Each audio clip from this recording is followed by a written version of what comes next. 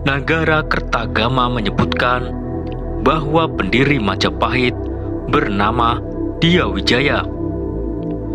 Diyawijaya yang disebutkan dalam serat Pararaton dengan nama Raden Wijaya. Terkadang serat Pararaton juga menyebutkan Raden Wijaya dengan Raden Harsawijaya. Raden Wijaya merupakan putra Maisa Campaka Narasinga Urti Ratu Anggabaya dari Kerajaan Singosari. Sedangkan menurut naskah Wangsakerta pada pustaka Raja-Raja Ibumi Nusantara, Diyawijaya merupakan putra pasangan Rakyan Jayadharma, putra Prabu Darmasiksa dari Kerajaan Galuh, dengan Dia Lembutal, putri Maisa Campaka dari Kerajaan Singosari. Oleh karena itu, Diyawijaya merupakan paduan darah Sunda dengan Jawa. Dalam babat Tanah Jawa, bahwa Diyawijaya yang mendirikan Kerajaan Majapahit diidentikan dengan Jaka Sesuru, putra Prabu Sri Pamekas dari Kerajaan Pajajaran. Pernyataan ini dapat dilacak dalam babat Tanah Jawa. Berdasarkan catatan sejarah dari sumber yang lain, bahwa Diyawijaya merupakan putra ketujuh dari pasangan Prabu Sunda Hanyakrawati, Prabu Pamekas dari Kerajaan Pajajaran, dengan permaisuri Dewi Ambarsari dari Kerajaan Galuh. Adanya perselisihan antara keturunan Sunda Hanyakrawati. Dari sumber lain juga menyebutkan bahwa pernah terjadi perselisihan antara Diyawijaya dengan Siung Wanara yang merupakan putra ke-9 dari pasangan Prabu Sunda Hanyakrawati. Sesudah memenangkan perselisihan, Siung Wanara menjadi Raja Pajajaran, bergelar Prabu Sri Mahasakti. Rakyan Jayadharma adalah salah seorang pangeran Kerajaan Sunda yang menikah dengan Dia Lembutal dari Kerajaan Singosari. Dari pernikahannya tersebut, Rakyan Jayadharma memiliki seorang putra bernama Diyawijaya. Pada masa pemerintahan Kertanegara, Diyawijaya menjadi Panglima Perang Singosari. Dalam babat Tanah Jawa, Diyawijaya yang dikenal dengan nama Jaka Sesuru itu lahir dari Pakuan Pajajaran.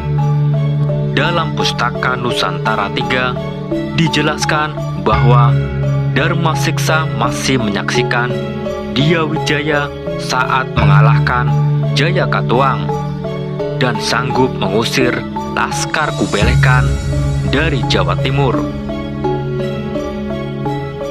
Pustaka tersebut juga menjelaskan tentang nasihat Darmasiksa kepada Diyawijaya yang tengah berkunjung ke Pakuan, bahwa Darmasiksa memiliki peranan cukup besar terhadap keutuhan Sunda. Suatu keutuhan yang dapat dicapai dengan cara diplomasi. Kiranya keindahan kepemimpinan Darmasiksa patut dicontoh oleh generasi berikutnya. Darmasiksa mampu menjalankan fungsinya sebagai kepala negara dan kepala pemerintahan. Diyawijaya yang merupakan keturunan langsung bangsa Rajasa itu adalah putra Rakyan Jayadharma, Raja Kerajaan Sunda Galuh yang ke-26, yang merupakan putra Prabu Guru Darmasiksa. Setelah Rakyan Jayadharma meninggal akibat diracun oleh bawahannya, Dia Wijaya kembali ke Singosari bersama ibunya Dia Lembutal. Kelak, Dia Wijaya lebih memilih sebagai Raja Majapahit daripada sebagai Raja Sunda Galuh. Dalam mendirikan Majapahit, Dia Wijaya harus merebut kembali kekuasaan leluhurnya yang sudah direbut oleh Jayakatwang. Menurut Prasasti Kudadu, pada tahun 1292 terjadi pemberontakan Jayakatwang, Bupati Gelang-Gelang, yang sakit hati dengan Kertanegara Kerajaan Singosari. Pada saat itu, Raden Wijaya ditunjuk oleh Kertanegara Raja Singosari untuk menumpas pasukan Gelang-Gelang yang menyerang dari arah utara Singosari. Raden Wijaya berhasil memukul mundur pasukan. Akan tetapi, pasukan pemberontak yang lebih besar datang dari arah selatan, dan Kertanegara pun tewas dalam pemberontakan tersebut. Raden Wijaya berhasil melarikan diri dari musuh. Akan tetapi, musuh terus mengejar. Dengan bantuan kepala desa Kudadu, Dia Wijaya berhasil menyeberang Selat Madura untuk bertemu dengan Arya Wiraraja, penguasa Sumenep. Dengan bantuan Arya Wiraraja, Raden Wijaya merencanakan siasat untuk merebut kembali kekuasaan leluhurnya dari tangan Jayakatwang. Dan jika ia berhasil mengalahkan Jayakatwang, maka daerah kekuasaan akan dibagi dua untuk dirinya dan untuk Arya Wiraraja yang telah membantu. Lalu Arya Wiraraja mulai menyampaikan berita kepada Jayakatwang bahwa Raden Wijaya menyatakan kalah dan menyerah. Jayakatwang yang telah membangun kembali kerajaan Kadiri menerima dengan sangat senang hati. Jayakatwang segera mengirim utusan untuk menjemput Raden Wijaya di pelabuhan Jungbiru. Kemudian Raden Wijaya meminta hutan tarik di sebelah timur Kadiri untuk dibangun sebagai kawasan perburuan dengan mengaku bahwa ia ingin bermukim di sana. Tanpa curiga, Jayakatwang yang gemar berburu itu pun mengabulkan keinginan Dia Wijaya. Arya Wiraraja pun mengirimkan orang-orang Sumenep untuk membantu Dia Wijaya untuk membuka hutan tersebut. Salah satunya adalah Ranggalawe. Saat diperintahkan Arya Wiraraja untuk membantu Raden Wijaya di hutan tarik di sebelah timur Kadiri, menurut Kidung Panji Wijayakrama, salah seorang Madura menemukan buah maja yang rasanya pahit.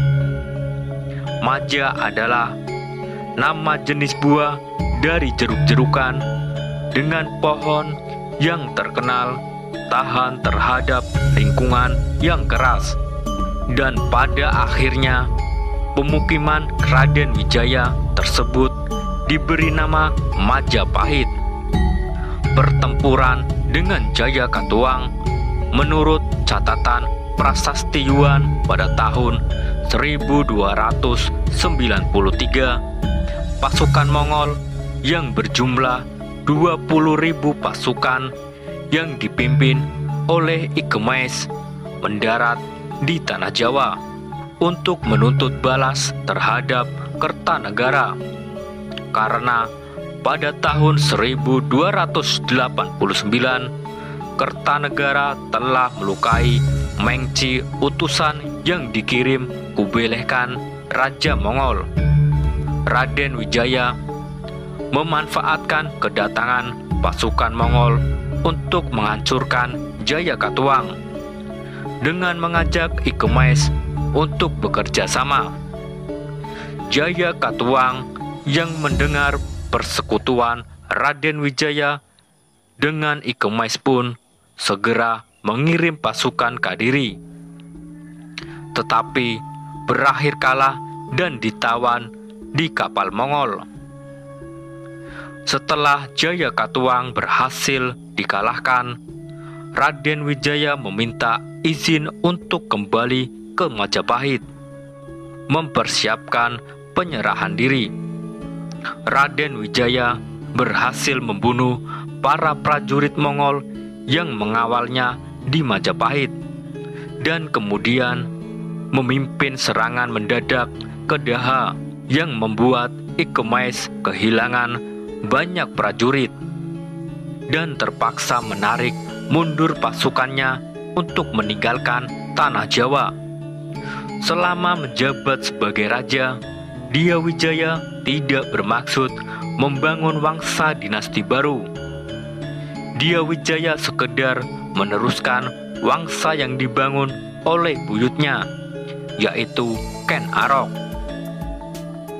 Mengacu pada prasasti Balawi, Dia Wijaya telah menikahi 4 putri Kertanegara, putri raja terakhir Singosari, antara lain Dia Sri Tribuaneswari atau sering disebut Tribuana, Dia Dewi Narendra Duhita, Dia Dewi Prajnaya Paramita, Dia Dewi Gayatri.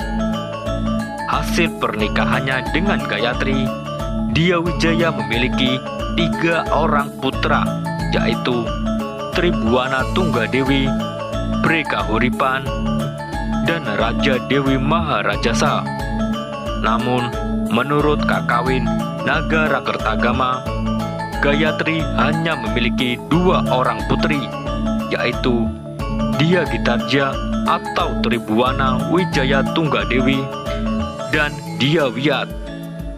Berdasarkan serat Bararaton, Dia Wijaya memiliki istri bernama Darapetak dari kerajaan Dharmasraya, Jambi. Selain Darapetak, terdapat sumber yang mengatakan bahwa Dia Wijaya menikahi Darajingga dari kerajaan Melayu. Namun, Darajingga kemudian diberikan kepada Kebo Anabrang oleh Dia Wijaya. Di dalam memegang kendali kepemimpinan, Dia Wijaya senantiasa bersikap tegas dan bijaksana. Kebijaksanaan Dia Wijaya kepada seluruh pengikut setia dan seperjuangannya, yaitu Arya Wiraraja, Ranggalawe, Nambi, dan Lembusora, dilukiskan di dalam Babat Tanah Jawa.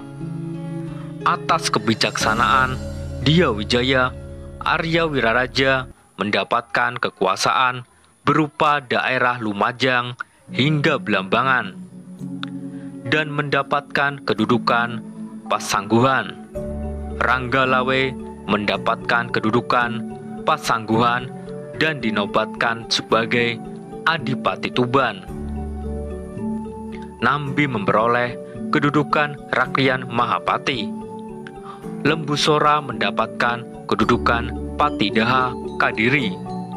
Selain itu, Dia Wijaya memberikan anugerah tanah di Surabaya kepada pemimpin Desa Kudadu yang dulu melindunginya saat pelariannya ke Pulau Madura. Sewaktu pengabdiannya sebagai Panglima Perang Singosari, Dia Wijaya menunjukkan sikap disiplin dan setia kepada pemerintahan Kertanegara.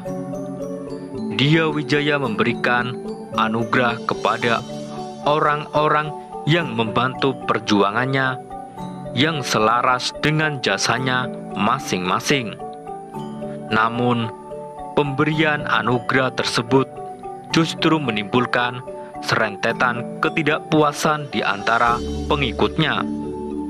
Ketidakpuasan yang mengakibatkan pergolakan politik, antara lain pemberontakan Ranggalawe dan pemberontakan Lembu Sora, sehingga mengakibatkan Ranggalawe tewas di tangan Kebo Anabrang. Lalu Kebo Anabrang ditikam oleh Lembu Sora, dan Lembu Sora tewas dalam pemberontakan. Serat Pararaton menyebutkan bahwa Sri Kertarajasa Jayawardhana atau Raden Wijaya meninggal di Antapura pada tahun 1257 sesudah menderita penyakit bisul yang berbengkak. Lebih jauh, Kakawin Nagara Kertagama menyebutkan bahwa Dia Wijaya didarmakan sebagai harihara di Simping dengan sifat siwaitis dan di Antapura dengan sifat buddhistis, yaitu perwujudan Siwa dan Wisnu dalam satu arca. Tetapi terlepas dari itu semua, banyak masyarakat yang meyakini bahwa Sri Kertarajasa Jayawardhana mati moksa dan tidak dimakamkan di Candi Simping.